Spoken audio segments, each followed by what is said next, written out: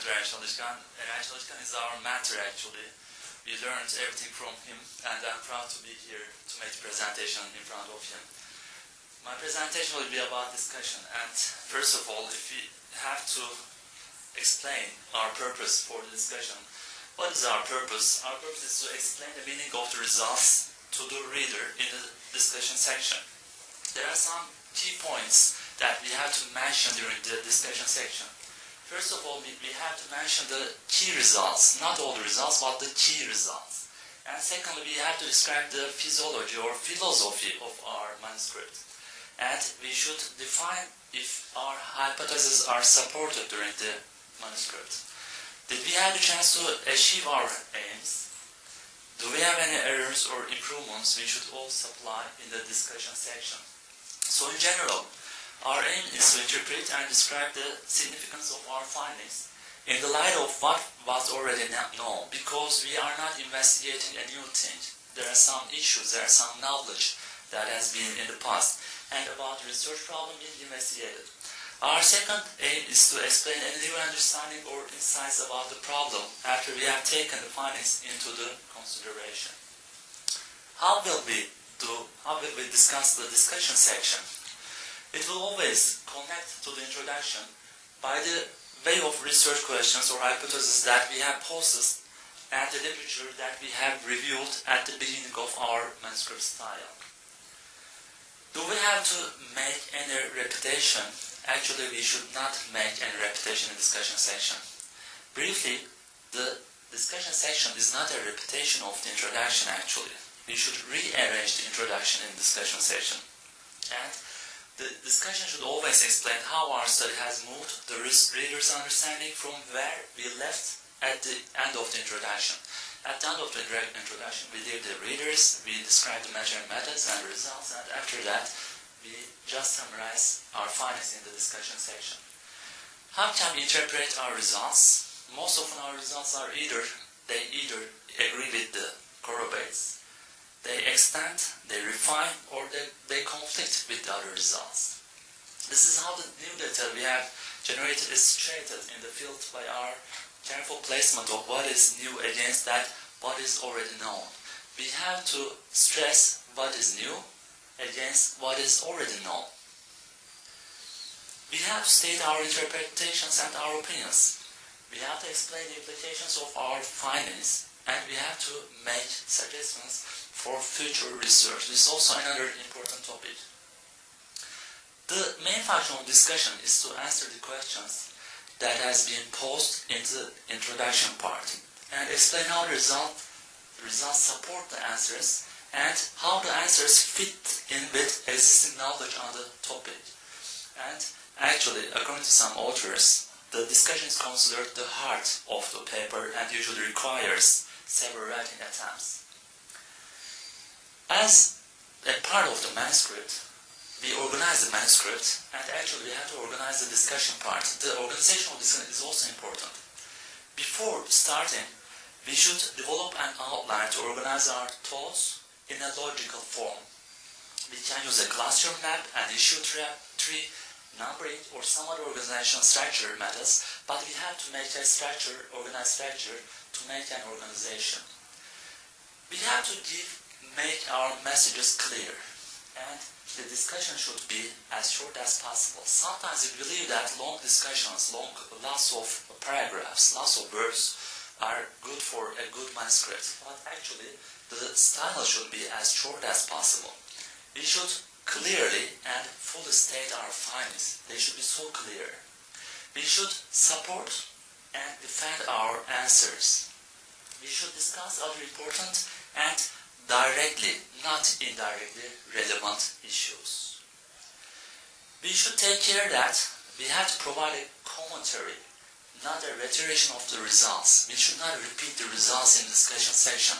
We should give a commentary according to the results. And side issues should not be included. We might get some side issues during our analysis. And we should not include side issues because they tend to obscure our message.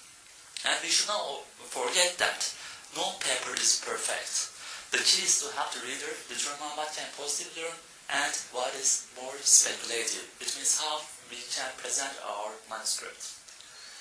Generally, if we again consider the style of the discussion section, the length of the discussion section should not exceed the sum of the other sections: introduction, material, methods, and results. We should not exceed the sum of these sections. And another clue, the discussion section should be completed within 6 to 7 paragraphs. It should not be no more than 7 paragraphs in normal. And each paragraph should not contain more than 200 words. And hence words should not be counted repeatedly. We should not count the words repeatedly in the discussion section.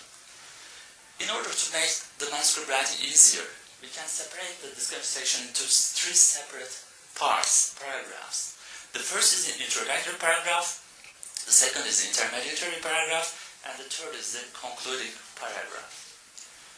As in the case of the whole article, the discussion section, the text should be written as simple as we are talking with our colleague. And each sentence should indicate a single point, and it should not exceed 25 to 30 words. The sentences should not be so long. They should be clear, 25 to 30 words. The prior mentioned information should be placed at the beginning of the sentence. I will give you some examples. I will show you some examples of some manuscripts. And the new information should be located at the end of the sentence. During construction of the sentences, we should avoid unnecessary words, and we should use active voice rather than passive voice. In Turkish manuscript writing style, we usually use passive voice, but in the original English language manuscript writing style, active voice is recommended. We should conclude, we should come from specific to general, and we should come from the literature to a theory and then to practice. When posing the questions, we should use the same key terms. We should not make so many differences. We should not use so many different words. We should use the same key term. We should use the same verb tense. It's usually advised the present tense. And we should also use the same point of view. At the start, we should restart the discussion section with the hypothesis that has been developed at the beginning of the manuscript. We should support the answers with the results related to expectations and to the literature, why they are acceptable and how they are consistent or fit in with previously published knowledge on the topic. We should address all the results relating to the questions, regardless of whether or not the findings were significant. In the discussion section, we should not define our findings according to their statistical significance. Statistical significance is really different from clinical significance. We should describe the patterns, principles, and relationships from each major finding and put them in a perspective order. The sequencing should be: first, we should state the answer, and then the relevant results, and then cite the works of others. If necessary, we should point the reader to a figure or table to enhance the story in the discussion section. We should defend our hypothesis and results by explaining both why our answer is satisfactory and why others are not, why we are different from the other publications. If we give only the one side, if we don't give the both sides, then the argument cannot be so convincing. So we should give both sides to the argument that can make our explanation more convincing, both sides of the results. We should discuss and evaluate conflicting explanations of the results. And this is a sign of a good discussion. We should also give some place for the conflicting explanations. We might have some unexpected findings during our study. We should also discuss any unexpected findings. And when discussing an unexpected finding, we should first begin with the paragraph with the finding, and then we should describe it. As I mentioned before, statistical significance should not be placed in the discussion section. What I mean is we should not confuse non-significance with no difference, especially with small sample sizes. And we should not confuse statistical significance with clinical importance. The results might not have statistical significance, but they might have clinical importance. We should stress this in the discussion section. We should also identify the potential limitations and weaknesses of our study. We should comment on the relative importance of these to our interpretations, how they affect the validity of the findings, and when identifying limitations and weaknesses, we should not use an apologetic tone. We should stress our findings, we should defend our findings. We should identify whether the results make sense in terms of our expectations expressed in the hypothesis, what we read before starting the manuscript, text and research articles, what is the routine clinical practice about the study, and what are the theoretical considerations we should identify at the start of the study. And we obtain some results. If our results agree with the previous work, then it's fine, there's no problem. But if they don't, we should also explain why our results are different from previous works. And we may leave it unresolved. Like we can say, we cannot account for the difference seen in our study, ... And we should also identify where the limitations come from. The sample size, other problems, were there any problems carrying out the method as originally planned, not enough subjects in the study, unspecified amounts of side effects or pain, low response rate, failure to look at a crucial time interval, any unsettled points in the results. We should also identify these items in the discussion section.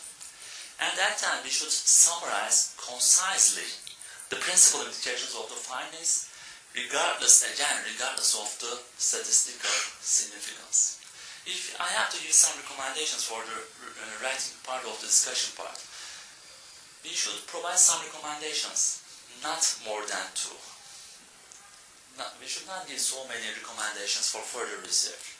We should not offer suggestions which could have been easily addressed within the study, because this shows there has been inadequate examination and interpretation of the data. And we should look forward at the end of the manuscript. We should give some implications for patient care or for theory. We should give some suggestions for future research. If I had to do it over, I would again in the future. And we should be specific here.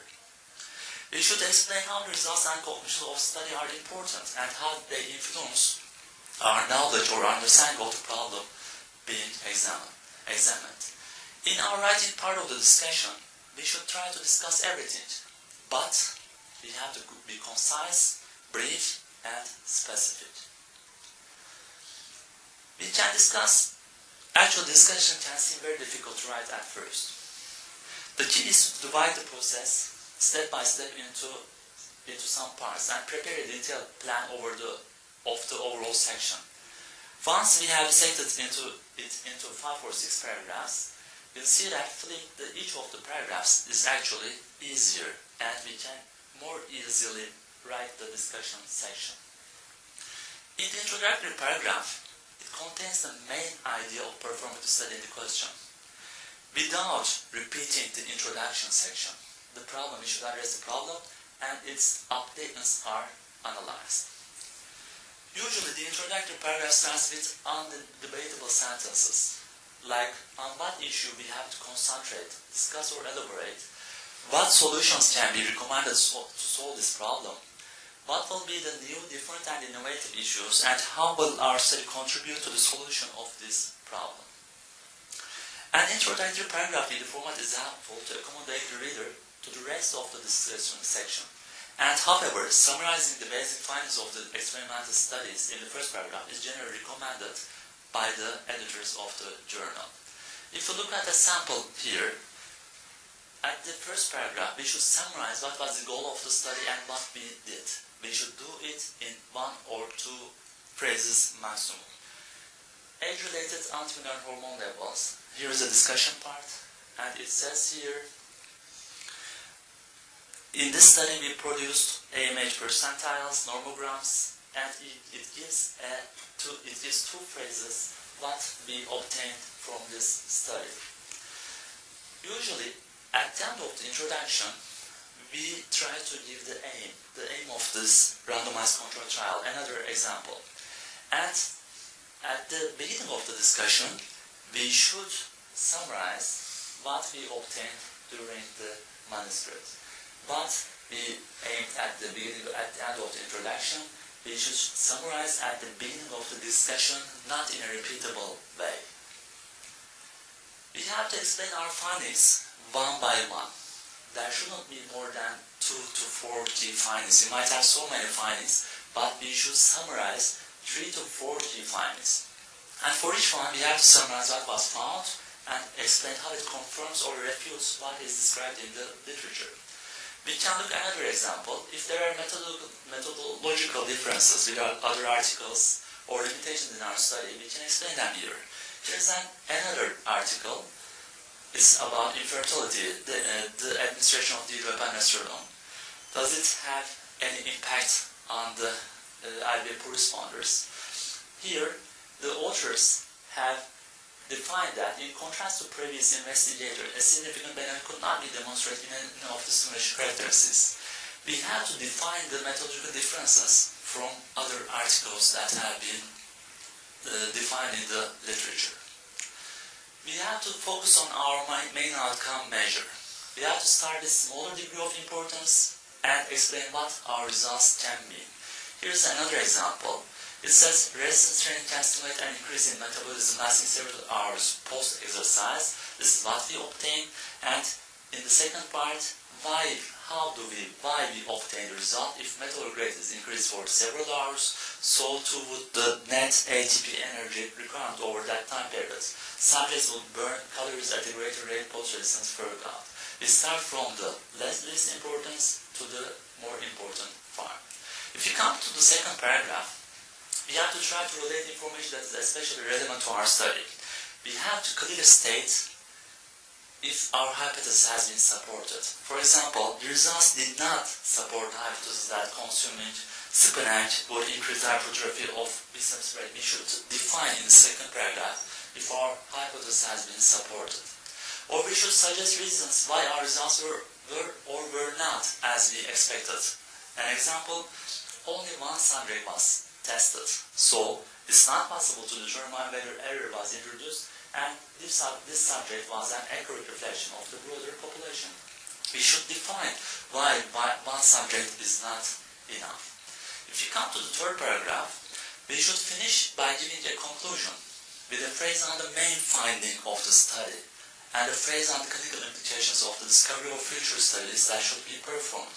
Here's an example. In the last paragraph, we should define our strong points of the study using constrained and not too strongly assertive statements. We should use some implications like possible mechanisms. We should not use not too strongly assertive implicative statements. The third paragraph should be indicating limitations of the study and will reflect objectivity of the authors and provide answers to the questions. A potential weakness of this study, of this meta-analysis. We should define the potential weaknesses of the study. On the other hand, future directions or potential clinical applications may be emphasized in the last part of the third paragraph. More studies are needed too. We can use these kinds of phrases in the third paragraph. What should we do and we should not do? I will try to summarize. We should complete our introduction and result sections before we begin our writing the discussion. First, we should concentrate on the introduction and the result section. Sometimes we might start with the introduction and the meta section, and we continue. Let's start to write the discussion section. But actually, it is advised to complete first the introduction and results, and then start writing the discussion. Studying this data will be one of the first steps in interpreting our results. And as we study information in the introduction section and our data in the results section, we can write down some relationships and integrate our relationships into a rough draft of our discussion. We should also explain the meaning of the findings and why the findings are important. During writing a manuscript, preparing to write a manuscript, we read so many articles, we study on the material methods, and no one has taught as long as us before the start of the study. So as the person who conceive, design, and conduct the study, the meaning of the results and their importance seem obvious to us because we know the topic. But the readers might not be so clear for the person reading our paper for the first time. So we have to be clear. One of the purposes of the discussion is to explain the meaning of the findings and why they are important without appearing arrogant, condescending, or patronizing sentences. After reading the discussion section, we want the reader to think, that makes perfect sense. Why hadn't I thought of that before? If we can make this question mark, then we are writing a correct discussion section. If our study is a provocative study, you do not want to force the reader to go through the paper multiple times to figure out what it means, and most readers will not go to that effort, and our findings will be overlooked, disregarded, and forgotten. We should relate the findings to those of similar studies. Actually, no study is so novel and with such a restricted focus that it has no relation to other previous published papers. So, the discussion section should relate our study findings to those of our studies. Here's another example. This is an evaluation of awareness word testing. It has been published in the 2013 Human Production Update. And the authors have said, the findings from our analysis confirm those of previous systematic reviews and meta-analysis. Another example, it's also important to point out how our study differs from other studies. Impact of generic agonist triggering, disparity between ours and the previous analysis. There has been a disparity, and the authors have defined this phrase in the discussion section. We have to consider alternative explanations of the findings. Despite efforts to remain objective and to maintain equipoise, it is easy to consider only these explanations that fit our bias. And it's important to remember that the purpose of research is to discover. The purpose is not to prove. Our purpose is to discover.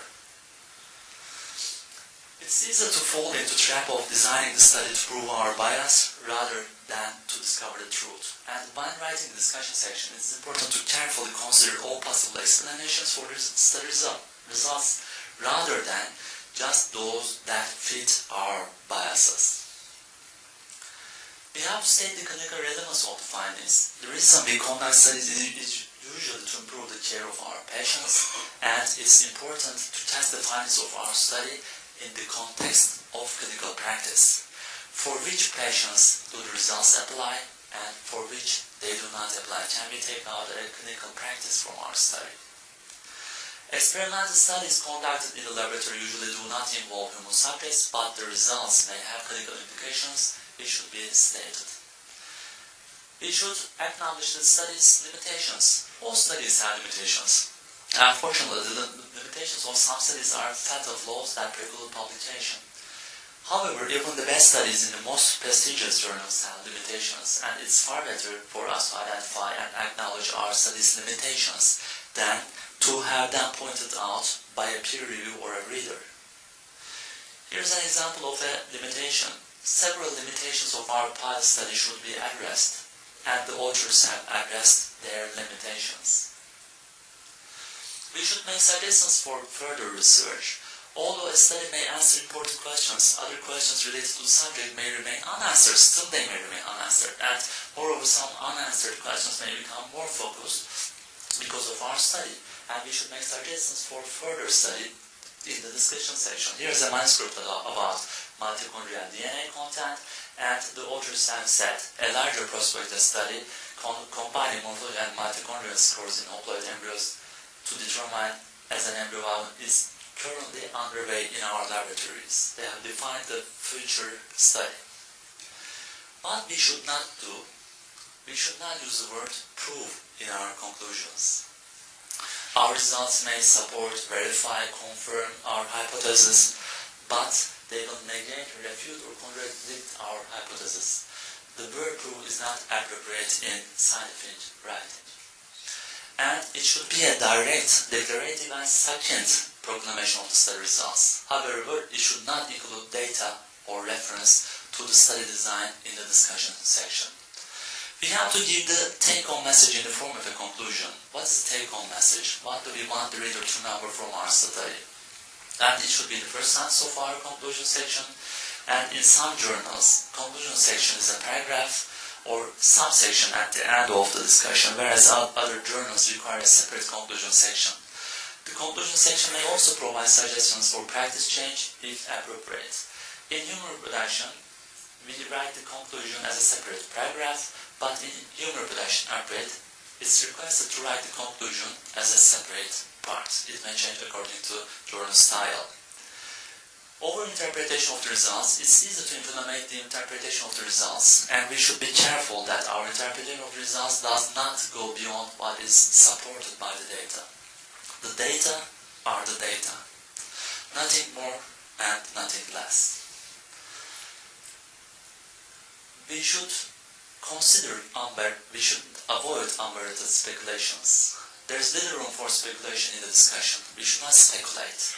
The discussion should remain focused on our data and the patients in our study. If you feel compelled to speculate, be certain that you clearly identify your comments as speculation. We speculate that. Here is another manuscript about sperm DNA, and the authors have used while conventional semen analysis can be useful. They have tried to speculate in such a way. After all the hard work that goes into a study, it's easy to attribute unwarranted importance to study findings, and we all want our study to make an important contribution that will be cited for generations and generations. Here's another example about generic agonist triggering. The authors have repeated in the discussion section. This is, to our knowledge, the largest retrospective cohort study. Importantly, this is the first study to our knowledge, although this study is the largest cohort study showing promising live-world outcomes. We should not use so many such implications like this. However, unwarranted implications of the importance of study results will discuss reviewers and readers, and a measure of humility goes a long way in this manner. Tangential issues, it's important to remain focused on the hypothesis and the study results, and injecting tangential issues into the discussion section distracts and confuses the reader, and they run the risk of dilating and confounding the real message of the study. The reader confuses. And the bullet point, do not use discussion to criticize other studies. You can criticize, but this should be done professionally. We should not, our discussion should not include attack other investigators. Moreover, never preach to the reader. The hypothesis 3 study, 3 data, 3 conclusions should be a tight package and avoid the temptation to allow our biases to enter in the conclusion. We have to be careful that probably the most important mistake made while writing this section is the need for mentioning all the literature references. One point to remember is that we are not writing a review article, and only the results related to this paragraph should be discussed. And we have to be careful that the other important mistake is to give too much references and irrelevancy between the references and the section with the cited reference. The references should be related with our study protocol. We again have to be careful that while referring these studies, original articles should be cited, and abstracts should not be referred, and review articles should not be cited unless required very much. So, as a result, in summary, we should restate our question, hypothesis, and prediction. We should answer the question, write down the specific data, including results of statistical tests, state whether our results did or did not confirm our prediction, write down what we know about the biology involved in our experiment, how do our results fit, weakness of the study, and list any problems that arose during the experiment itself. Unforeseen difficulties with the procedure may affect the data and should be described in the discussion. Don't forget that we always write the discussion for the reader. And we have to remember that the focus should be to help the reader understand the study, and that the highlight should be on the study data.